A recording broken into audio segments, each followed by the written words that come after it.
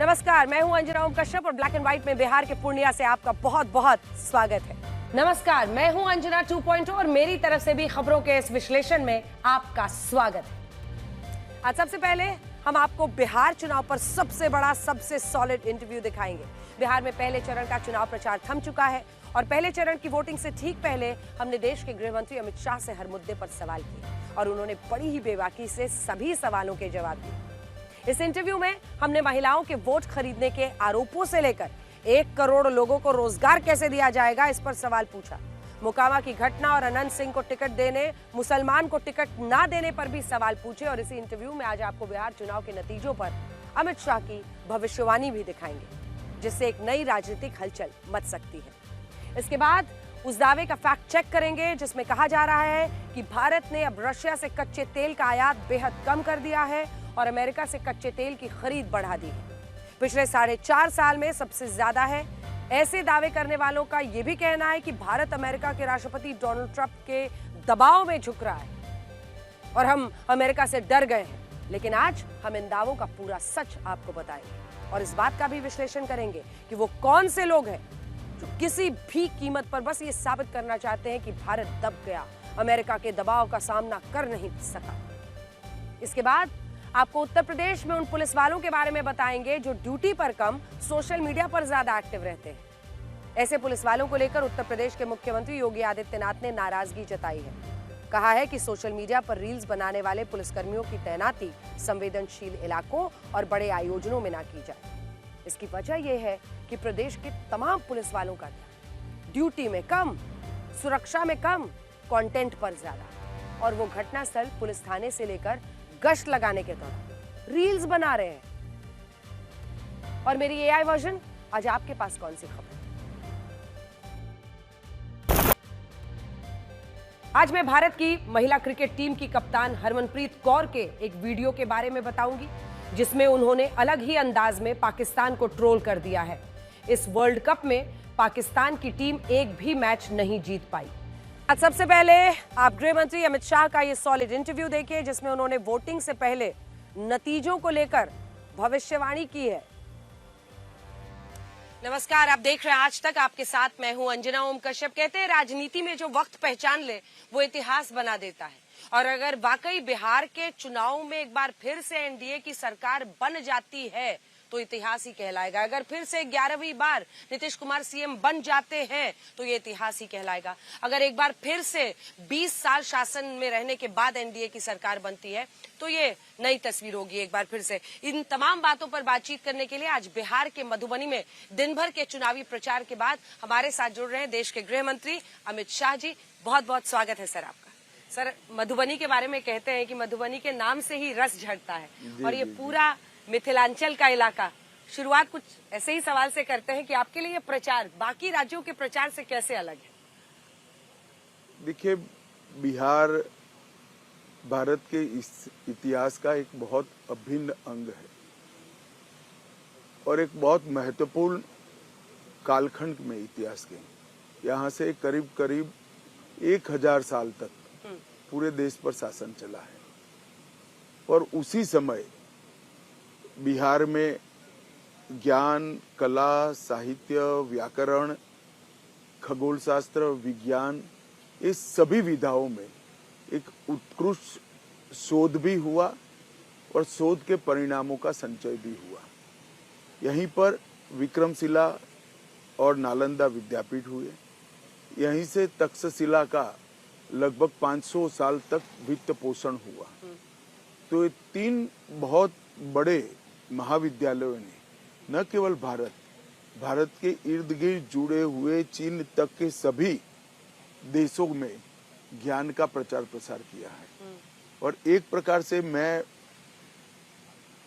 Scientific data के आधार पर कहना चाहता हूँ कि बिहार का युवा का आईक्यू दुनिया में करीब करीब सबसे ज्यादा है। बिहार के लोग बहुत खुश होंगे ये बात सुनकर। और मैं कई बार कहता हूँ इसको और मेरे पास एक अलग प्रकार का डेटा भी है, मगर आज हमारे इंटरव्यू का विषय ये नहीं है। मैं राजनीति पर बाद में आऊंगी सर। एक और सवाल है बस बिहार से जुड़ा। आप हमेशा कहते हैं अमित शाह जी की राजनीति हमारे लिए, सियासत हमारे लिए सिर्फ सत्ता का साधन नहीं है, विचारधारा पर हम जोर देते हैं। उस विचारधारा में बिहार कहाँ बैठता है? देखिए, बिहार भारत का ही हिस्सा है और एक प्रकार से पूरे भारत ने मेरी पार्टी की विचारधारा को स्वीकार किया है। तभी तो 1980 में बनी हुई, एक प्रकार से 1950 में, मगर 1980 में हमारा पुनर्जन्म हुआ। 80 से 2025 तक 45 साल के कालखंड में 17 साल भारतीय जनता पार्टी का राज रहा और आज भारतीय जनता पार्टी की सबसे ज्यादा सरकारें हैं। एनडीए की मिलाए दे तो 2/3 देश में हमारी सरकारें हैं। हजारों तहसील पंचायतें हैं, सैकड़ों जिला पंचायतें हैं, सैकड़ों म्युनिसिपल कॉरपोरेशन है। ये विचारधारा की स्वीकृति का परिचायक है और बहुत लंबे समय के बाद तीसरी बार हमारे नेता नरेंद्र मोदी जी को देश की जनता ने लगातार तीसरी बार प्रधानमंत्री बनाया। बिहार में इतनी सीटें दी हैं, 12-12 आप दोनों को। सर, अब तो वोटिंग का दिन पहले दौर के लिए करीब आ गया है। आपकी नजर में क्या स्थिति दिख रही है? बहुत अच्छी स्थिति है, हम कंफर्टेबल पोजीशन में हैं। हम 160 से ज्यादा सीटों के साथ बिहार में बहुमत प्राप्त करेंगे। 160 का आप दावा कर रहे हैं? मतलब 160 से ज्यादा मतलब सब पार्टियों की अच्छी परफॉर्मेंस आपको लग रहा है कि जेडीयू भी अच्छा करेगी या बीजेपी ज्यादा अच्छा करेगी? कमोबेश सबका स्ट्राइक रेट हमारा समान रहेगा। सबका स्ट्राइक रेट समान रहेगा, ये बहुत दिलचस्प है। सर, जो लास्ट पीसी हुई है और मैनिफेस्टो पर आ जाते हैं सीधा। मुझे भी एहसास है आप सुबह से लगातार प्रचार में गए। मैनिफेस्टो पे जब हम आते हैं तो मैनिफेस्टो में आपने भी 1 करोड़ नौकरियों का वादा किया है, रोजगार का। आप कह रहे हैं हाँ कि अब आप ठीक बोल रहे हैं। हाँ, रोजगार हम सृजन करेंगे। इसमें कितनी सरकारी नौकरी होगी, कितना रोजगार सृजन, क्या कोई रोड मैप है? देखिए, रोजगार के 3 हिस्से हैं, सरकारी नौकरी, प्राइवेट नौकरी और स्वरोजगार जी। ये तीनों का प्रमाण इसमें क्या होगा वो हम 2 साल में तय कर लेंगे। अभी तक 11 साल में हमने बिहार के अंदर इंडस्ट्री के लिए जो बहुत जरूरी है वो इंफ्रास्ट्रक्चर को मजबूत करने का काम किया है। रोड, रास्ते, ब्रिजेस, बिजली के कारखाने, ढेर सारा इंडस्ट्री के लिए जो जरूरी है वो इंफ्रास्ट्रक्चर मोदी जी बना चुके हैं। कई सारी बड़ी इंडस्ट्री भी यहाँ पर लगाई है, जैसे इथेनॉल उत्पादन में आज बिहार देश में सबसे पहले नंबर पर है, जो पहले कभी चित्र में नहीं था। बरौनी का खाद का कारखाना शुरू हो चुका है, 2 बड़े बिजली के कारखाने बन रहे हैं, पीएम मित्र पार्क, टेक्सटाइल पार्क बहुत बड़ा बन रहा है, 9 इंडस्ट्रियल एस्टेट जिसमें मिनिमम कम भूमि वाला इंडस्ट्रियल एस्टेट 550 एकड़ का है, ऐसे 9 बड़े इंडस्ट्रियल एस्टेट बन चुके हैं।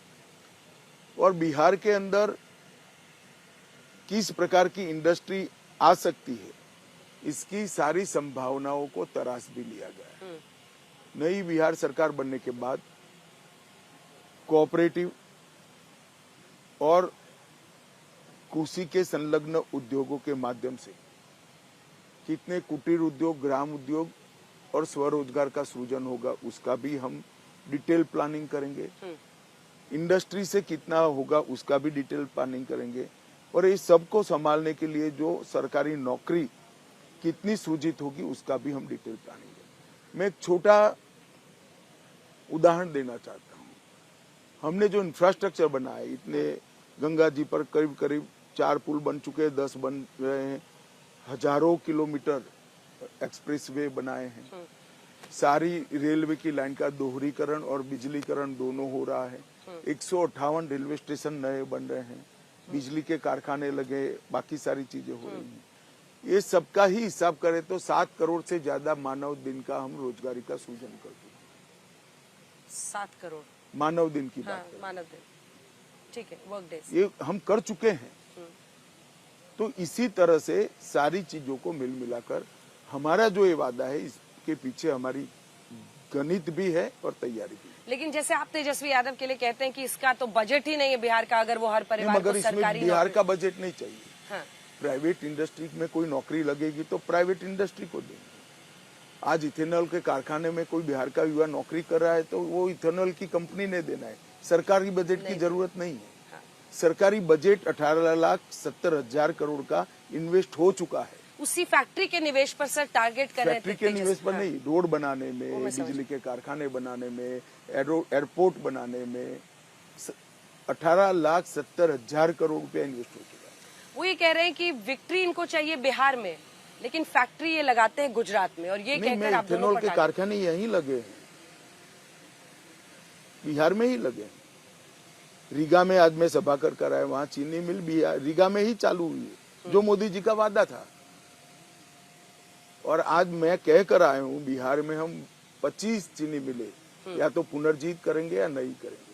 तो जहां पानी का लेवल ज्यादा है, हर जगह पे सस्ते क्रॉप की जगह गन्ने का क्रॉप होगा और चीनी मिल का मुनाफा कोऑपरेटिव के कारण किसानों के पास पहुंचेगा। अगला मुद्दा रोजगार के बाद आते हैं सर, ये जो 10,000 का आपका, क्योंकि अब वो आंकड़ा बढ़कर 1,51,00,000 महिलाओं को 10,000 गया है। मैं भी कई महिलाओं से मिली, आज भी मुझे एक महिला मिली जिन्होंने कहा सिलाई मशीन खरीदी है, एक ने बताया कैंडल मेकिंग खरीदा, कईयों ने बकरियां खरीदी है, कुछ ने बाछी खरीदी है। वो कह रहे हैं कि वोट खरीदी है, ये जो बीजेपी कर रही है वोट देखिए अंजना खरीदी। जी, आप ही कह रहे हो कि वो महिला ने सिलाई मशीन खरीदी है, किसी ने बकरियां ली है, किसी ने केक बनाने का मशीन लिया है, तो वो उसकी रोजगारी के सृजन के लिए है। और अब ये 10,000 रुपया हमने जो भेजा है, ये सारी 25 महिला इकट्ठा होती है तो 2,25,000 रुपया होता है। और ये 2,50,000 रुपये को सीड मनी के रूप में इकट्ठा कर कम से कम 20 लाख का लोन मिल सकता है।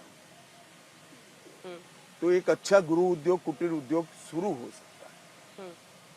अगर इसको भी आप वोट खरीदने का माध्यम कहते हो तो विपक्ष बोलता रहे, हमारी तो श्रद्धा है कि गरीब महिलाओं को एम्पावर करने से नेक्स्ट जनरेशन पढ़ी लिखी होती है, क्योंकि महिला सबसे ज्यादा चिंता अपने बच्चे की करती है। बच्चे भी स्वस्थ होते हैं, पढ़ते हैं, लिखते हैं और अच्छे नागरिक बनते हैं। गृह मंत्री जी, अगला मुद्दा जिस पर आप विपक्ष मतलब तेजस्वी यादव सबको घेर रहे हैं वो है जंगल राज। अब इस पर मेरे दो सवाल हैं कि जंगल राज आज से 20 साल पहले, अब आप कह रहे हैं कि 3 नए मंत्री, आपने अपने एक रैली में कहा कि 3 मंत्री बनेंगे अगर तेजस्वी यादव आएंगे, अपहरण, हत्या, रंगदारी। तो लालू राज में जो हुआ उसका तेजस्वी यादव को कैसे ब्लेम कर सकते हैं? लालू तेजस्वी जी कौन है? बेटे हैं उनके। आरजेडी के सारे टिकट किसने बांटे? अपने हाथ से किसने दिए? जरा बताइए तो। लालू जी में कई लोग, लालू जी ने ही दिए। तेजस्वी टिकट भी पार्टी के अध्यक्ष होकर बांटने की हिम्मत नहीं कर सकते। आज भी आरजेडी के अध्यक्ष लालू जी है। आरजेडी की एक विचारधारा है लठमार रैली करने का, वो विचारधारा के आधार पर ही आरजेडी चलता है। अभी भी उनके गाने शुरू हो गए बिहार में, कट्टा लहराएंगे, कट्टा लहराएंगे। अभी तो चुनाव जीते भी नहीं। चुनाव जीतेंगे तो जंगल राज ही आएगा, आप मेरी बात मान कर चलिएगा। और 20 साल से जंगल राज नहीं है, इनमें उनका कोई योगदान नहीं है। 20 साल उनका शासन नहीं है, इसलिए है। अगर उनका शासन आया तो नए चेहरे के साथ, नए भेष में, नए कपड़ों के साथ जंगल राज ही आएगा। इसलिए मैं बिहार की जनता को आगाह करना चाहता हूं कि अगर विकसित बिहार का संकल्प सिद्ध करना है तो अच्छी कानून और व्यवस्था के बगैर हो नहीं सकता, जो आरजेडी नहीं दे सकती। एक स्ट्रैटेजी क्लियर दिख रही है। आप प्रधानमंत्री नरेंद्र मोदी ने भी कहा कि आजकल पोस्टर से लालू जी की फोटो गायब है, तो ऐसा उन्होंने क्या पाप किया है कि उनको छिपाया जा रहा है? तो इसके पीछे एक स्ट्रैटेजी है क्या? नहीं, कोई स्ट्रैटेजी नहीं है। सीधा साधा उत्पन्न होने वाला सवाल है। पोस्टर देखकर आप पूछ लीजिएगा, यूपीए वाले मिल जाए तो, राहुल जी या लालू जी के बेटे से। पर वो तो अब चुनाव नहीं लड़ रहे, तो उनकी फोटो वो कह रहे हैं काहे को लगाएंगे हम? नहीं, हमारे चुनाव में कई ऐसे लोगों का फोटो होता है जो चुनाव नहीं लड़ रहे हैं। मोदी जी कहाँ यहाँ चुनाव लड़ रहे हैं? फोटो होती है। अटल जी का भी होता है, दीनदयाल उपाध्याय जी और श्यामा प्रसाद मुखर्जी का भी होता है। लेकिन ये जो हमला था जंगल राज वाला, क्या गृह मंत्री जी वो मोकामा की घटना से उसकी धार कुंद हुई है? जरा भी नहीं हुई है। देखिए, जंगल राज की व्याख्या क्या है? किसी भी अच्छे कानून और व्यवस्था में एक भी घटना नहीं होगी ऐसा नहीं होता। जंगल राज कब फैलता है?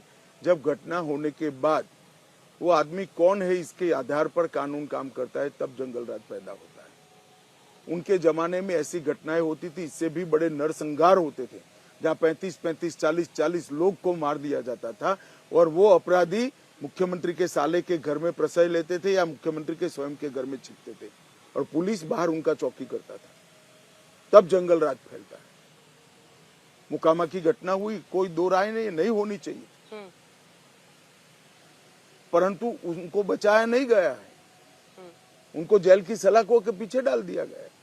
लेकिन अनंत सिंह एक मतलब उनपे बहुत सारे आपराधिक मामले दर्ज हैं, उनको जेडीयू ने प्रत्याशी बनाया। ऐसा है अंजना जी, आप हमको तो इतना सरलता से पूछ ले हो। राहुल जी और लालू जी को पूछे, लालू जी तो स्वयं आरोप नहीं है, सजा हो चुकी है, और राहुल जी इनके साथ हाथ मिलाकर गांधी मैदान में खड़े होते हैं। इनको तो सजा हो चुकी है ना। अपराधी सिर्फ आरोप नहीं है, अब सजा ही हो चुका, 21 साल तक मुकदमा चलकर। अब आते हैं इस बात पर कि जो हमले हो रहे हैं एक दूसरे पर, राहुल गांधी ने कहा कि प्रधानमंत्री नरेंद्र मोदी वोट के लिए नाच भी सकते हैं। वो कई जगहों पर साहनी साहब के साथ मछली भी पकड़ने गए। वोट के लिए स्टेज पर नाच भी सकते हैं, कुछ भी कर सकते हैं। राहुल जी के ऐसे निवेदनों का कांग्रेस को भरसक नुकसान होने वाला है, क्योंकि कांग्रेस पार्टी ने मणिशंकर अय्यर से लेकर सोनिया गांधी जी ने जब जब मोदी जी के लिए खराब शब्दों का प्रयोग किया, भारतीय जनता पार्टी की जीत और गाढ़ी हुई, और इस बार भी यही होगा। और उस बार तो उन्होंने छठ मैया का भी अपमान कर दिया, मोदी जी का अपमान करते करते करते छठ मैया का भी अपमान कर दिया। बिहार की जनता इसको अच्छे से नहीं ले रही। छठ पूजा की आपने बात की, एक बार जातीय समीकरणों पर आते हैं, क्योंकि बिहार की राजनीति होती है और आप तो बहुत अच्छे से समझते हैं।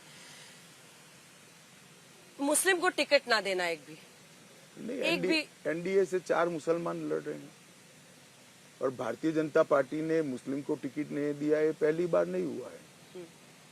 इसके पीछे वजह क्या है सर? सोच कोई वजह नहीं है, जो जीतता है उसको हम देते हैं। जीत की दावेदारी जिसकी ज्यादा दिखती है, ना, संभावना जिसकी, दावेदारी क्या होता है। अगला सवाल आपसे यही है कि ओवरऑल जो चैलेंज है, अगर आप देखिए उसमें हिंदू मुस्लिम वाला क्या पॉलिटिक्स भी है, क्योंकि आप सीतामढ़ी में थे, मैं उस रैली में मौजूद थी, और सीतामढ़ी की रैली में जब जब आप सीता माँ के मंदिर का ऐलान कर रहे थे तो एक रिस्पांस मिल रहा था। तो आपको लगता है आज भी मंदिर को लेकर चर्चा रेलेवेंट है इलेक्शंस में? सर देखिए, हम सब भारतीय जनता पार्टी के कार्यकर्ता और मेरी पार्टी मानती है कि हमारी संस्कृति, हमारा धर्म, हमारे समाज जीवन का एक महत्वपूर्ण अंग है, और पॉलिटिक्स में अपीसमेंट के कारण इसको साइड पे रख कर चलना, ये हमारी पार्टी इसको अच्छा नहीं मानती।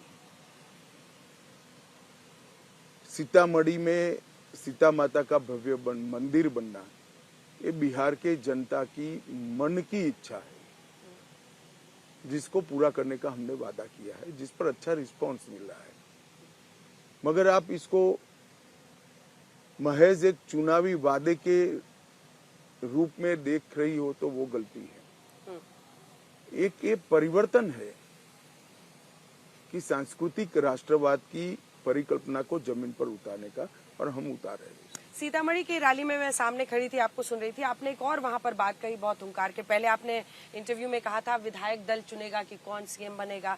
आपने वहां पर कहा कि उनसे जाके कह दो सीएम और पीएम का पद नो वैकेंसी है। तो नहीं है, नीतीश कुमार जी सीएम है और मोदी जी पीएम है, कहाँ जगह खाली है? देखिए, मेरा सवाल इससे बढ़कर एक है कि आप भी यही कह रहे हैं, चिराग पासवान कह रहे हैं कि हम उन्हीं को सीएम बनाएंगे, तो सर एक पीसी करके अनाउंस कर देते कि हम नीतीश कुमार। सार्वजनिक सभा में जो कहा है, इसको पीसी में आप दिखाई ही दीजिए। पीसी क्या होता है? सार्वजनिक सभा में ही हम बोले सीएम और पीएम का पद खाली नहीं है इनके लिए। जो पीसी हुई उसमें मैनिफेस्टो वाली सर, उसमें सिर्फ 26 सेकंड के लिए वो आए, और 26 सेकंड की पीसी, इस पर भी बहुत हमलावर है तेजस्वी। ऐसा नहीं है, कुछ छिपा रहे हैं। मुझे लगता है कि आप लोग घटनाओं को बहुत अलग दृष्टिकोण से देख रहे हैं। वहाँ 5 पार्टी के प्रमुख नेता थे, सभी अगर 25-25 मिनट का भाषण करते तो 140-50 मिनट का भाषण होता। कोई पीसी 150 मिनट की हो नहीं सकती। तो घोषणा पत्र के विमोचन के बाद हमारे दो वरिष्ठ नेता नड्डा जी और नीतीश जी चले गए और बाकी दलों के मुख्य नेताओं ने आधा आधा घंटे तक इंटरव्यू दिया है सबको। तो आप कह रहे हैं कि सब ऑल इज वेल। अब आते हैं अगले चरण पर, क्योंकि ये जो स्वेरिंग इन है उसके लिए तेजस्वी यादव ने अभी से सर डेट का ऐलान कर दिया है। अच्छी बात है। वो कह रहे हैं 18 तारीख को हम शपथ लेने वाले हैं। देश की जनता तय करेगी, बिहार की जनता तय करेगी। कौन सी ऐसी बात है जिस पर आपको लगता है कि बिहार की जनता एक बार फिर से सर 11वीं बार एनडीए उन्हीं के नेतृत्व में, आप नीतीश कुमार के नेतृत्व में, उनको फिर से मौका? मैं 4 महीने से लगातार बिहार में आ रहा हूँ। हाँ। मैं बिहार के लोगों को भी मिला हूँ और लोगों के बीच में रहने वाले हमारे जनप्रतिनिधि और कार्यकर्ताओं को भी मिला हूँ। मैं जानता हूँ कि बिहार की जनता फिर से एक बार प्रचंड बहुमत के साथ, 2/3 बहुमत से ज्यादा सीटों के साथ भारतीय जनता पार्टी और एनडीए के गठबंधन को विजयी करेगी। सर, एक मुद्दा जो सबसे बड़ा है वो यहाँ पर फैक्ट्रियों को लेकर है, जिस पर आपने बहुत सारा कहा। एक छवि बिहार की बनी, जो लोग बाहर काम करते हैं उनके लिए बहुत मान सम्मान, कई बार उनका तिरस्कार किया गया उनको बिहारी लेकर, और लेबर फैक्ट्री बिहार बन गया है। ये जो छवि है उसका काउंटर क्या है? क्योंकि आज भी कई ऐसे राज्य हैं, सड़कें दिख रही हैं, कई लोग उसकी चर्चा कर रहे हैं, हम भी लोगों के भी, लेकिन अभी भी कई राज्यों से पिछड़ा है। इसकी वजह क्या रही? पूरी समस्या के समाधान के लिए 20-25 साल चाहिए। हम 20 साल से यहाँ पर सत्ता में हैं, मगर पहले 10 साल ऊपर कांग्रेस की सरकारें जिन्होंने बिहार को मदद नहीं किया। फिर मोदी जी आए, मोदी जी ने 10 साल में इसकी बेसिक रिक्वायरमेंट जो है वो सारी पूरी करी। पहले 10 साल में नीतीश बाबू ने यहाँ पर कानून और व्यवस्था का स्थिति अच्छा किया। दूसरे 10 साल में यहाँ पर इंफ्रास्ट्रक्चर बना है और फैक्ट्रियां आनी भी शुरू हो गई है। और मुझे लगता है अगले 5 साल में ये रिवर्स ट्रेंड निश्चित रूप से शुरू हो जाएगा। एक और आपका जो इंटरव्यू में बयान था सर, जिसको लेकर विपक्ष बहुत हमलावर है, कि बार बार वो कहते हैं कि अमित शाह जी ने कहा है कि यहाँ जमीन नहीं है, यहाँ फैक्ट्री नहीं लग सकती। इस पर क्या जवाब है आप? मैंने ऐसा नहीं कहा है। हमने फैक्ट्री ऑलरेडी लगा दी है, वो भी उसी भाषण में मैंने कहा था। मैंने कहा था यहाँ विपुल मात्रा में पानी है, जमीन का कमी है और बिहारी युवा एवरेज आईक्यू से ज्यादा आईक्यू रखने वाला युवा है। अगर इसको देखते हैं तो यहाँ पर आईटी, सॉफ्टवेयर और डेटा स्टोरेज की संभावनाएं बहुत है और इसकी पूरी संभावनाओं का दोहन हम आने वाले 5 साल में करेंगे। छोटी पार्टियों का सर जो जातीय समीकरण है वो बहुत हावी रहता है। तो 2 सवाल है। एक तो मुकेश सहनी ने आज एक इंटरव्यू में कहा है कि देखिए, यादव और जो मल्लाह समाज के लोग हैं वो पारंपरिक रूप से एक दूसरे के दुश्मन रहे, तो उनका भी कहना था कि मुश्किल है वोट को कन्वर्ट करना एक दूसरे की तरफ। ये जो छोटी छोटी पार्टियां चुनावी मैदान में है, उसको आप किस तरह से देखते हैं? क्या चिराग पहली बार लड़ रहे हैं विधानसभा चुनाव नीतीश बाबू के साथ? ये सब वोट ट्रांसफर होगा ऐसे? देखिए, पासवान जी तो लड़े थे, चिराग जी पहली बार लड़े हैं और ये छोटे दल और छोटी पार्टियों का राजनीति भी बिहार के लिए कोई नया नहीं है। इस सब होने के बावजूद हम 20 साल से लगातार चुनकर आ रहे हैं और अगले 5 साल के लिए भी चुनकर आ जाएंगे। पीके पर सर मैंने पिछली बार एक सवाल पूछा था, प्रशांत किशोर पर एक सवाल। आप इतना घूम कर आए हैं, आपको लगा कि वो एक फैक्टर बन सकते हैं कई जगहों पर? देखिए, चुनाव में किसी भी व्यक्ति को, किसी भी पार्टी को गंभीरता के साथ लेना चाहिए। इस देश में 1550 पार्टियां थी, एक और नई बनी है जनसुराज पार्टियां, और 151 पार्टियों में से 22 पार्टियां इस राज्य में चुनाव लड़ रही है। मैं इतना कहना चाहता हूं कि 160 सीट एनडीए की पार्टियों को मिलेगा, बाकी जो बच जाता है 160 से ज्यादा में मिलेगा, बाकी जो बच जाता है वो 22 पार्टियों में बटेगा। 22 पार्टियों में बटेगा, उसमें वैसी साहब भी होंगे? जो भी होंगे वो होंगे, तो बिहार की जनता को। सीमांचल में बहुत सीटों पर सर वो लड़ रहे हैं, असदुद्दीन ओवैसी। देखिए, वो बिहार की जनता को तय करने दीजिए। मेरा आकलन मेरे कार्यकर्ताओं के फीडबैक के आधार पर और बिहार की जनता के साथ संवाद और मेरा प्रचार जो चल रहा है, मेरा मतलब मैं खुद प्रचार जो कर रहा हूँ, इसके आधार पर बहुत स्पष्ट है 160 से ज्यादा सीटों के साथ एनडीए बिहार में सरकार बनेगी। किसका जोर चल रहा है, मोदी जी का या नीतीश बाबू? सभी का, पूरे एनडीए के दलों का चल रहा है। और आपकी नजर में क्या लगता है कि कौन सा वो एक मुद्दा है जो आपको जीत दिलाएगा? अगर कोई एक मुद्दा ऐसा है। हमने 20 साल तक अच्छा किया है, हमारी दोनों सरकारों ने अच्छा किया है, बिहार के लिए अच्छा किया है और आगे पर अच्छा करेंगे, ऐसा जनता को भरोसा भी है। यही हमें जीत दिलाए। आखिरी सवाल सर, बीजेपी का अध्यक्ष कब तक चुना जाएगा? अभी चुनाव तक तो नहीं होगा, चुनाव के बाद तुरंत करने का प्रयास करेंगे। तो डिसीजन हो गया है? ऐसा है कि मैं अकेला डिसीजन नहीं कर सकता, पार्टी करती है, मगर मुझे लगता है कि चुनाव के बाद हो जाए। गृहमंत्री अमित शाह जी, आप पटना में और तमाम जगहों पर, अलग अलग जगहों पर देखे जा रहे हैं चुनाव प्रचार में। आज मधुबनी में ये इंटरव्यू कर रहे हैं, सीतामढ़ी में भी आपकी रैली थी। अब देखते हैं 14 नवंबर को जो भी नतीजे रहते हैं उसके बाद। देखिए मत 160 से ज्यादा सीटों के साथ हम जीत जाएंगे। चलिए, ये रिकॉर्डेड है सर हमारे पास। जी जी, बहुत बहुत धन्यवाद सर आपका आज तक पर आने। नमस्कार।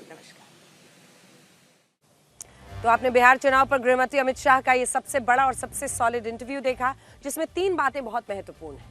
इनमें सबसे पहली बात यह है कि अमित शाह को पूरा भरोसा है कि 243 सीटों वाले बिहार में एनडीए को 160 से ज्यादा सीटों पर जीत मिलेगी। प्रचंड बहुमत का वो दावा कर रहे हैं। यहाँ आपको 2-3 बातें पता होनी चाहिए। पता होना चाहिए कि अमित शाह बहुत सोच समझकर ऐसी भविष्यवाणी करते हैं। पिछले ही इंटरव्यू में जब मैंने उनसे यही सवाल पूछा था, तब उन्होंने सीटों की संख्या नहीं बताई थी, लेकिन अब जब वो बिहार में प्रचार कर रहे हैं, पार्टी नेताओं कार्यकर्ताओं के साथ बैठक कर रहे हैं, तब उन्होंने हमें ये 160 सीटों का आंकड़ा बताया है। दूसरी बड़ी बात, उन्होंने ये कही कि बिहार में मुख्यमंत्री नीतीश कुमार ही रहेंगे, और ये बयान इसलिए अहम है क्योंकि मेरे साथ अपने पिछले इंटरव्यू में गृहमंत्री अमित शाह ने यह कहा था कि चुनाव नीतीश कुमार के नेतृत्व में लड़ा जा रहा है, लेकिन मुख्यमंत्री विधायक दल की बैठक में चुना जाता है। लेकिन अब शीशे की तरह साफ हो गया है कि एनडीए की जीत हुई तो मुख्यमंत्री नीतीश कुमार को ही बनाया जाएगा। तीसरा मुद्दा, वोटों की खरीद का, जिसमें विपक्षी दल सरकार पर यह आरोप लगा रहे हैं कि चुनाव के वक्त बिहार की महिलाएं 10-10 हजार रुपए जो उनको दिए जा रहे हैं वो इसलिए है ताकि उनके वोटों को खरीदा जा सके, और विपक्ष से शुद्ध रूप से वोटों की खरीद का मामला बता रहा है। लेकिन गृहमंत्री अमित शाह ने इन आरोपों से इनकार किया। वो ये कह रहे हैं कि यह पैसा महिलाओं में रोजगार के सृजन के लिए दिया जा रहा है। बड़ी बात यह है कि मैं पिछले कई दिनों से बिहार में हूं, और इस दौरान मैंने अलग अलग जिलों में जाकर महिलाओं से बात की है, और इसके आधार पर मैं आपको बता सकती हूं कि ये 10,000 का मुद्दा जमीन पर महिलाओं के बीच काफी जोर पकड़ रहा है। महिलाएं बता रही हैं कि उन्होंने इन 10,000 रुपयों से बकरियां खरीदी हैं, कुछ बता रही हैं हमने सिलाई मशीन खरीदी है, एक ने मुझे बताया कि उन्होंने कैंडल मेकिंग का पूरा वो सिस्टम खरीदा है जिससे वो मोमबत्तियां बनाकर बेच रही हैं, एक ने कहा उन्होंने परचून की दुकान खोल ली है, एक ने कहा कि वो जो टोकरियां बिनी जाती हैं उसका उन्होंने काम शुरू कर दिया है, एक ने कहा कि जो मखाना का काम वो पहले से कर रही हैं उसमें उन्होंने और भी इससे अपने लिए सामान खरीद लिया है जिससे उनकी आमदनी बढ़ी है। तो रोजगार सृजन की उन्होंने बात की। लेकिन पिछले कुछ चुनाव में हमने देखा है कि जब महिलाओं के खातों में सीधा पैसा आता है तो उसका काफी बड़ा असर होता है, और ये बात शायद विपक्ष भी समझ रहा है। और तेजस्वी यादव ने पहले चरण की वोटिंग से पहले एक बड़ी प्रेस कॉन्फ्रेंस की। इसमें उन्होंने बताया कि अगर उनका गठबंधन चुनाव में जीतता है तो उनकी सरकार 14 जनवरी को मकर संक्रांति के दिन हर महिला के खाते में 30,000 रुपए ट्रांसफर करेगी, और यही वादा है जिसका जिक्र महागठबंधन के घोषणा पत्र में भी था। बस फर्क इतना है कि घोषणा पत्र में लिखा था कि 2,500 देंगे महीने में, लेकिन जब से प्रधानमंत्री मोदी, मुख्यमंत्री नीतीश कुमार के नेतृत्व में 1.5 करोड़ महिलाओं को 10-10 हजार रुपए दिए जा चुके हैं, तब से महागठबंधन में हलचल है। और आज तेजस्वी यादव को प्रेस कॉन्फ्रेंस में यह ऐलान करना पड़ा कि 2,500 हजार महीना नहीं, बल्कि हम एक साथ पूरे साल का पैसा आपको 30,000 रुपए मकर संक्रांति के मौके पर दे देंगे। आइए आपको सुनाते हैं उन्होंने क्या कहा।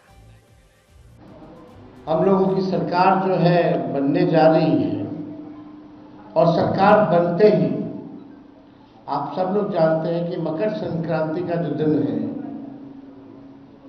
यानी खरवास के बाद मकर संक्रांति आता है, हिंदुओं के लिए जो है नया साल के तौर पर लोग देखते हैं। दही चूड़ा जो है हम लोग खाते हैं, यानी 14 जनवरी को होता है सरकार बनेगी, और 14 जनवरी मकर संक्रांति के दिन मां बहन मान योजना के तहत पूरे एक साल का 30,000 रुपया माताओं बहनों के खाते में हम लोग डालने का काम करेंगे। आगे बढ़ते हैं और अब वक्त हो चुका है विजुअल स्टोरीज का। सबसे पहले हम आपको जयपुर में हुए उस दर्दनाक हादसे का सीसीटीवी वीडियो दिखाएंगे जिसमें 14 लोगों ने अपनी जान गंवा दी है। इस डंपर को चलाने वाला ड्राइवर नशे में धुत था और लोगों का कहना है कि उसकी मानसिक स्थिति भी ठीक नहीं थी। घटनास्थल के पास मौजूद एक दुकान के सीसीटीवी कैमरे में हादसे का वीडियो रिकॉर्ड हुआ है।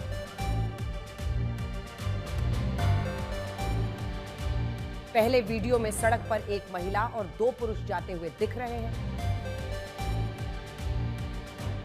उसके बाद एक बाइक सवार गुजरता है, फिर एक लोडिंग वैन और दूसरी बाइक गुजरती है। लेकिन इसके बाद तीसरे बाइक सवार की किस्मत अच्छी नहीं थी। उसे पीछे आ रहे तेज डंपर ने जोरदार टक्कर मार दी।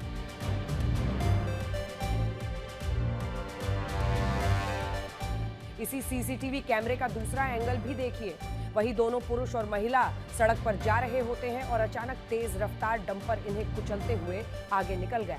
सड़क पर जा रही महिला की किस्मत अच्छी थी कि वो डंपर की चपेट में नहीं आई। एक अन्य सीसीटीवी कैमरे में यह भी दिखा कि डंपर चालक ने लोगों की जान लेने से कुछ मिनट पहले अपने आगे खड़ी एक कार को धीमे से टक्कर मार दी थी, जिसके बाद आसपास के लोगों ने उस डंपर चालक को डांटा भी था। लेकिन इसके बाद यह डंपर चालक बहुत तेजी से वहां से निकला।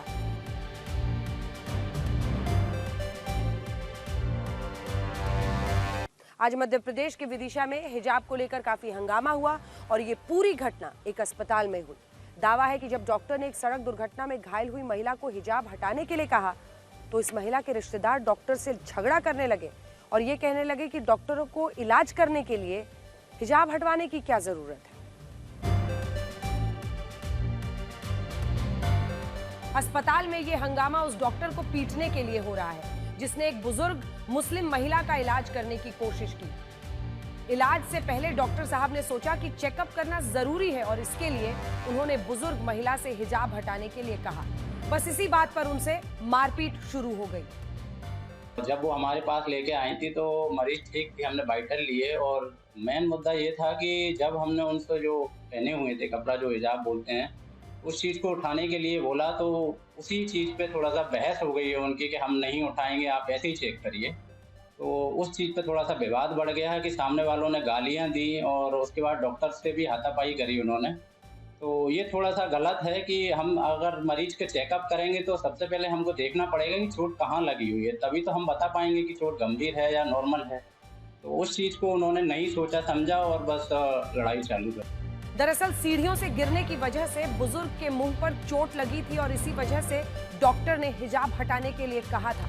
लेकिन डॉक्टर की ये बात बुजुर्ग महिला के परिजनों को नागवार लगी और उन्होंने अस्पताल में जमकर तोड़फोड़ की। बुजुर्ग के साथ आई एक अन्य महिला ने अस्पताल का सामान उठाकर फेंकना शुरू कर दिया। अगर मेरा जब लड़का पिटेगा, मेरे लड़के को मारेंगे तो मैं क्या करूंगी? कुछ तो फेंकूंगी ना बचाने के लिए। मैंने इसलिए तोड़फोड़ करी कि मेरे बच्चे को बचाना था मुझे। महिला के परिवार वालों का कहना था हिजाब का आरोप गलत है। उनका कहना है कि डॉक्टर जबरदस्ती बुजुर्ग महिला का मुंह खुलवा रहा था। हालांकि अस्पताल के सुरक्षा कर्मियों और पुलिस के लिए इन लोगों को यह समझाना मुश्किल हो गया कि डॉक्टर बिना चेकअप के इलाज कैसे करेगा।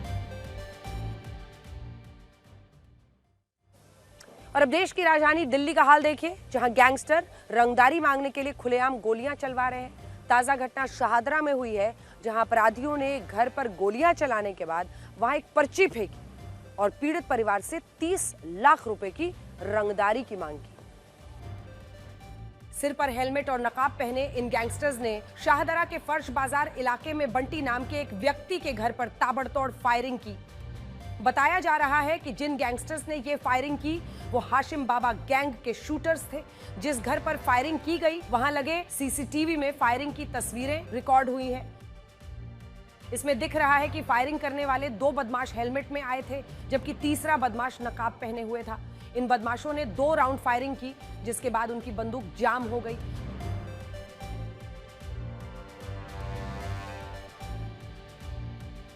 हालांकि फायरिंग के बाद एक बदमाश ने घर के सामने 2 पर्चियां भी फेंकी। इन पर्चियों में गैंगस्टर हाशिम बाबा और सचिन के नाम पर 30 लाख रुपए की रंगदारी मांगी गई है। बताया जा रहा है कि जिस व्यक्ति के घर पर फायरिंग हुई है वो कोई सट्टेबाज है। गैंगस्टर हाशिम बाबा फिलहाल तिहाड़ जेल में बंद है और उसके इशारे पर उसके गुर्गे दिल्ली में रंगदारी वसूल रहे हैं। गनीमत बस इतनी थी कि इस फायरिंग में कोई घायल नहीं हुआ है। इस मामले में पुलिस ने शिकायत दर्ज कर ली है और शिकायत में बताया गया है कि बंटी को कुछ समय पहले हाशिम बाबा की तरफ से धमकी भरा फोन कॉल भी आया था। इधर आज भारतीय महिला क्रिकेट टीम की कप्तान हरमनप्रीत कौर का भी एक वीडियो काफी वायरल हो रहा है, जिसमें वो वर्ल्ड कप की ट्रॉफी के साथ पाकिस्तान को ट्रोल करती हुई नजर आ रही हैं और पाकिस्तान को उसी की भाषा में जवाब दे रही हैं। हरमनप्रीत कौर के इस 6 सेकंड के वीडियो ने पाकिस्तान महिला क्रिकेट टीम को करारा जवाब दिया है। वीडियो में हरमनप्रीत कौर विश्व कप ट्रॉफी के साथ चाय का कप लेकर चीयर्स कर रही है। उनके इस अंदाज को विंग कमांडर अभिनंदन के उस डायलॉग से जोड़ा जा रहा है, जिसमें उन्होंने पाकिस्तानी कैद में रहते हुए एक सवाल के जवाब में कहा था कि टी इज फैंटास्टिक। इस जवाब को भारतीय सैनिकों का दमखम और पाकिस्तानी सेना को करारा जवाब माना गया था। हरमनप्रीत कौर ने भी पाकिस्तानी महिला क्रिकेट टीम को ट्रोल करते हुए टी इज फैंटास्टिक वाली एक्टिंग की है। इसकी वजह यह है कि पाकिस्तानी महिला क्रिकेट टीम ने विश्व कप के दौरान राफेल गिराने वाली एक्टिंग की थी, इसीलिए हरमनप्रीत कौर ने पाकिस्तान महिला खिलाड़ियों को अपने अंदाज में ट्रोल किया है और ये वीडियो वायरल हो रहा है। और दिल्ली के बॉर्डर्स पर जब पंजाब हरियाणा के किसानों ने 380 दिनों तक आंदोलन किया था, तब पूरे विपक्ष ने इस किसान आंदोलन को एक बहुत बड़ा मुद्दा बनाया था। लेकिन आज जब कांग्रेस शासित कर्नाटक में हजारों गन्ना किसान अपनी मांगों को लेकर अनिश्चितकालीन धरने पर बैठे हैं, तब इन तस्वीरों पर सन्नाटा छा गया है और साफ दिखता है कि हमारे देश में राजनीति कितनी सिलेक्टिव हो गई है। कर्नाटक के बेलगावी में 1-2 हजार नहीं बल्कि लाखों की संख्या में किसान प्रदर्शन कर रहे हैं। ये लोग सड़क पर ही अनिश्चितकालीन धरने पर बैठ गए हैं। ये अनिश्चितकालीन धरना गन्ने की कीमत में बढ़ोतरी को लेकर है। गन्ना किसानों की मांग है कि गन्ने का एमएसपी 3,500 रुपए प्रति टन होना चाहिए, लेकिन अभी केवल 3,200 रुपए प्रति टन दिया जा रहा है, जो नाकाफी है। गन्ना किसानों के उग्र तेवर देखकर कर्नाटक सरकार परेशान हो गई है। किसानों ने अपनी मांगों को लेकर राज्य की 26 शुगर मिल्स को बंद करवा दिया है। किसानों की मांग है कि जब तक उन्हें 3,500 रुपये प्रति टन का एमएसपी नहीं दिया जाएगा, तब तक शुगर मिलें बंद रखी जाएंगी। कर्नाटक के गन्ना किसान महाराष्ट्र मॉडल पर पेमेंट की मांग भी कर रहे हैं। अगर पुलिसकर्मी ड्यूटी पर कम और सोशल मीडिया पर ज्यादा एक्टिव रहने लगे तो आप क्या कहेंगे? उत्तर प्रदेश के मुख्यमंत्री योगी आदित्यनाथ ने एक उच्च स्तरीय समीक्षा बैठक में ऐसे पुलिसकर्मियों को लेकर खूब नाराजगी जताई जो सोशल मीडिया पर बस रील्स बनाते हैं। मुख्यमंत्री योगी आदित्यनाथ ने पुलिस और प्रशासनिक अधिकारियों को यह भी निर्देश दिए हैं कि वो संवेदनशील इलाकों, बड़े आयोजनों में ऐसे पुलिसकर्मियों की तैनाती ही ना करें, तुरंत रोक लगा दें और इस तरह के मामलों में कड़ा संज्ञान लेकर ऐसे पुलिस वालों के खिलाफ कार्रवाई करें। ये पहली बार है जब मुख्यमंत्री योगी आदित्यनाथ ने इस तरह का बयान दिया है और इसका कारण यह है कि पुलिस विभाग की सख्ती के बावजूद कई पुलिस वाले अब भी घटनास्थल हो तो, पुलिस थाने हो तो, गश्त कर रहे हो इलाके में, उस दौरान रील्स बना रहे हैं। ये सब भी तब हो रहा है जब इस मामले में साल 2023 में स्पष्ट दिशा निर्देश जारी किए गए थे। बताया गया था कि पुलिस की वर्दी सिर्फ शक्ति का प्रतीक नहीं है, बल्कि ये अनुशासन, सेवा, मर्यादा से भी जुड़ी है और ड्यूटी के दौरान सोशल मीडिया पर किसी भी तरह का प्रदर्शन सही नहीं हो सकता। लेकिन इसके बावजूद बहुत सारे पुलिस वाले अब भी सोशल मीडिया पर एक्टिव हैं और वो ड्यूटी के दौरान वर्दी में रील्स बनाकर पोस्ट करे जा रहे हैं। देखिए, और ऐसा लगता है कि ये पुलिस वाले कम बल्कि सोशल मीडिया इन्फ्लुएंसर ज्यादा हैं। पुलिस का काम राज्य की कानून व्यवस्था को दुरुस्त रखना है, लेकिन इन वीडियोस को देखकर ऐसा लगता है कि कुछ पुलिस वाले इस बात को पूरी तरह भूल गए। उत्तर प्रदेश के पुलिस कर्मियों में रील्स बनाने की घटनाएं लगातार बढ़ रही हैं और इनमें भी सबसे चिंताजनक बात पता है क्या है? जिन पुलिसकर्मियों को संवेदनशील इलाकों में, बड़े आयोजनों में ड्यूटी पर तैनात किया जा रहा है, वो भी रील्स बना रहे हैं। उत्तर प्रदेश के मुख्यमंत्री योगी आदित्यनाथ ने इसी पर सबसे ज्यादा नाराजगी जताई है। हाल ही में जब दिवाली के मौके पर अयोध्या में भव्य दीपोत्सव का कार्यक्रम हुआ था, तब पुलिस विभाग ने स्पष्ट निर्देश दिए कि कोई भी पुलिसकर्मी ड्यूटी के दौरान वीडियो या रील्स नहीं बनाएगा। लेकिन कुछ पुलिसकर्मियों ने इस फैसले का पालन ही नहीं किया। और यहाँ बात सिर्फ एक आयोजन की नहीं है। सोशल मीडिया ऐसी रील्स से भरा पड़ा है जिनमें पुलिसकर्मी अपना काम करने के बजाय वीडियो बना रहे हैं। चिंताजनक ये है कि ज्यादातर रील्स में पुलिस वाले अपनी वर्दी का रुतबा और रुबाब दिखाने की कोशिश करते हैं, जबकि पुलिस आम जनता की सुरक्षा और सहयोग के लिए होती है। आप अयोध्या के inspector Akshay Kumar, circle officer Anirudh Singh और मुरादाबाद के सब इंस्पेक्टर तरुण त्यागी की ये रील्स देखिए, जो वर्दी में ड्यूटी के दौरान बनाई गई है। ऐसा नहीं है कि रील्स बनाने वाले पुलिसकर्मियों के खिलाफ सरकार ने कोई कार्रवाई नहीं की है। असल में सरकार तो लगातार एक्शन भी ले रही है, पुलिस वालों को नियमों का पालन करने की चेतावनी भी दे रही है, लेकिन हालात हैं कि बदलते नहीं। पुलिसकर्मी है जो नियमों की अनदेखी करते हैं। पिछले 2 साल में देखिए, दो पुलिसकर्मियों ने एक प्रॉपर्टी डीलर के साथ कुछ रील्स बनाई, खूब विवाद हुआ। पुलिस विभाग ने दोनों पुलिसकर्मियों को सस्पेंड तक कर दिया। कासगंज में इसी तरह से एक महिला कांस्टेबल ने ड्यूटी के दौरान रील्स बनाई थी, उसके खिलाफ भी पुलिस विभाग ने कार्रवाई की। ऐसे कई उदाहरण हैं। बड़ी बात यह है कि मुख्यमंत्री योगी आदित्यनाथ की सख्त चेतावनी है, कड़ी कार्रवाई की चेतावनी है, उसके बावजूद सारे पुलिस वाले रील्स बनाना बंद नहीं कर। और कारण यह है कि पुलिस विभाग के कई बड़े अधिकारी, जी हाँ, जब पुलिस विभाग के कई बड़े अधिकारी खुद रील्स बनाकर सोशल मीडिया पर अपलोड कर रहे हैं, तो फिर अपने माथत जो अधिकारी हैं उनको कैसे रोकेंगे पुलिसकर्मियों को? और ऐसा नहीं है कि इन रील्स के बारे में सरकार को कोई जानकारी नहीं है।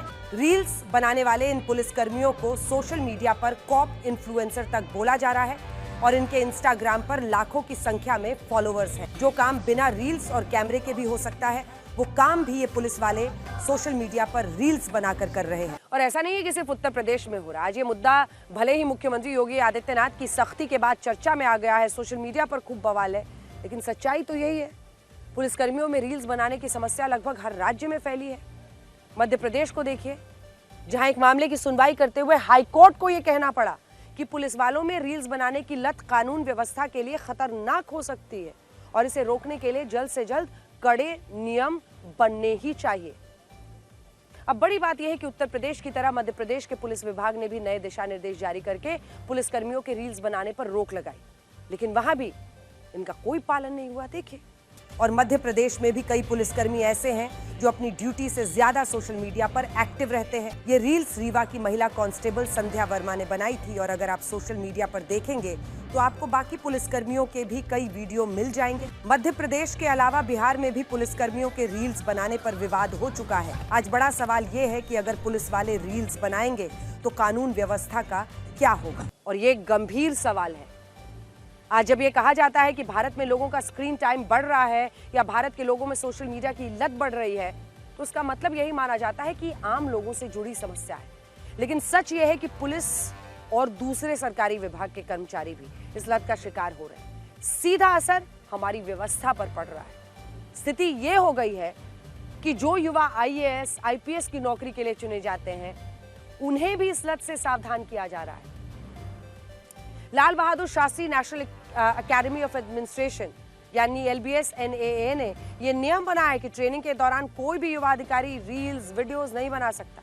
ऐसे मामलों में कड़े नियम लागू किए जा रहे हैं। हमारे पास इस तरह का तो कोई डेटा नहीं है जिससे ये बताया जा सके कि देश में कितने पुलिस वाले या कितने सरकारी कर्मचारी अपनी ड्यूटी के दौरान रील्स बना रहे हैं। लेकिन अगर आप सोशल मीडिया को खोलकर देखेंगे तो आपको हजारों वीडियोस ऐसे मिलेंगे जो सरकारों के लिए एक चिंता की बात पैदा करते हैं। और आज अगर उत्तर प्रदेश के मुख्यमंत्री योगी आदित्यनाथ भी ऐसे पुलिसकर्मियों की तैनाती पर रोक लगाने की बात कर रहे हैं, तो आप खुद समझ सकते हैं कि मुद्दा कितना बड़ा है। वैसे इस खबर के पीछे एक सामाजिक पहलू भी है। वो पहलू ये कि आजकल देश में हर नागरिक के लिए सोशल मीडिया जरूरी हो गया है। आज अगर कोई व्यक्ति ये कहता है कि उसका सोशल मीडिया पर अकाउंट नहीं है तो उससे तरह तरह के सवाल पूछे जाते हैं। क्यों भाई? अब देखिए, एक सर्वे के मुताबिक आज की पीढ़ी सोशल मीडिया को अपना असली पता बनाती है। वो मानती है कि यही मेरा असली एड्रेस है। रील्स लोगों के लिए न्यू नॉर्मल है। आपको यकीन नहीं होगा कि भारत में हर रोज सिर्फ इंस्टाग्राम पर लगभग 90 लाख रील्स अपलोड होती हैं, जबकि हर सेकंड इस देश में इंस्टाग्राम पर कम से कम 100 रील्स अपलोड हो रही हैं हर सेकंड। और इससे आप ये समझ सकते हैं कि हमारे देश में रील्स देखने बनाने की लत कहां पहुंच गई है और अब इसने पुलिस वाले, सरकारी विभागों को भी अपनी चपेट में ले लिया है। और अब हम आपको उस दावे का पूरा सच बताएंगे जिसमें ये कहा जा रहा है कि भारत ने रशिया से कच्चे तेल की खरीद को आधे से भी कम कर दिया है और अमेरिका से कच्चे तेल की खरीद को 4.5 सालों बाद अचानक से बढ़ा दिया है। ये दावा करने वाले लोग ये भी कह रहे हैं कि भारत ऐसा अमेरिका के राष्ट्रपति डोनाल्ड ट्रंप के दबाव में कर रहा है। लेकिन सच क्या है, जरा देखिए। दुनिया में कच्चे तेल को लेकर जितना भी व्यापार होता है उसकी निगरानी अलग अलग कंपनियों द्वारा की जाती है, जिनमें एक कंपनी का नाम है केपलर। इस कंपनी के मुताबिक 20 अक्टूबर से 27 अक्टूबर के बीच भारत ने रशिया से कच्चे तेल की खरीद को काफी कम कर दिया है। 20 अक्टूबर तक भारत रशिया से हर दिन 19,47,000 बैरल कच्चे तेल का आयात कर रहा था, लेकिन एक हफ्ते बाद 27 अक्टूबर को यही आंकड़ा 11,95,000 बैरल हो गया। यानी ये एक हफ्ते में कच्चे तेल का आयात प्रतिदिन 7,52,000 बैरल कम हो गया। अब जिस वक्त ये आयात कम हुआ, ये वही समय है जब अमेरिका ने रशिया की 2 सबसे बड़ी तेल कंपनियों पर प्रतिबंध लगाए। इनमें एक कंपनी का नाम है रोजनेफ्ट और दूसरी कंपनी का नाम है लुकोइल। इन दोनों कंपनियों पर 22 अक्टूबर को अमेरिका ने प्रतिबंध लगाने की घोषणा की थी और ये कहा था कि जो देश इन कंपनियों से कच्चा तेल खरीदेंगे उन पर भी अमेरिका कार्रवाई करेगा। और दावा है कि इसी के बाद भारत ने अपने आयात में कटौती की। इसके पीछे एक और वजह यह बताई जा रही है कि भारत प्रतिबंधित हुई इन्हीं दोनों कंपनियों से अपना 66% से ज्यादा कच्चा तेल खरीदता था और रशिया की यही दोनों कंपनियां अपने देश में 50% से ज्यादा कच्चे तेल का उत्पादन करती हैं। बड़ी बात यह है कि जब रशिया से भारत ने कच्चे तेल के आयात में कटौती की, तब उसी दौरान अमेरिका से भारत ने 4.5 साल बाद सबसे ज्यादा कच्चा तेल खरीदा और हमारे कच्चे तेल के आयात में अमेरिका की हिस्सेदारी 2% से बढ़कर सीधे 12% हो गई। अक्टूबर महीने में रशिया, इराक और सऊदी अरब के बाद भारत ने चौथे नंबर पर अपनी जरूरत का 12% कच्चा तेल अमेरिका से खरीदा और मार्च 2021 के बाद पहली बार ऐसा हुआ जब भारत ने अमेरिका से हर दिन 5.5 लाख बैरल कच्चे तेल का आयात किया। अब सोशल मीडिया पर इन आंकड़ों को दिखाकर बहुत सारे लोग ये दावा कर रहे हैं कि भारत की मोदी सरकार राष्ट्रपति ट्रंप के सामने झुक गई है, हमने सरेंडर कर दिया है। लेकिन हम आपको बताना चाहते हैं कि ये दावा आखिर पूरी तरह से सही क्यों नहीं है। और दुनिया मतलब के नियम पर चलती है। जिस सूरज का गर्मियों में तिरस्कार होता है, सर्दियों में उसका इंतजार होता है। नमस्कार।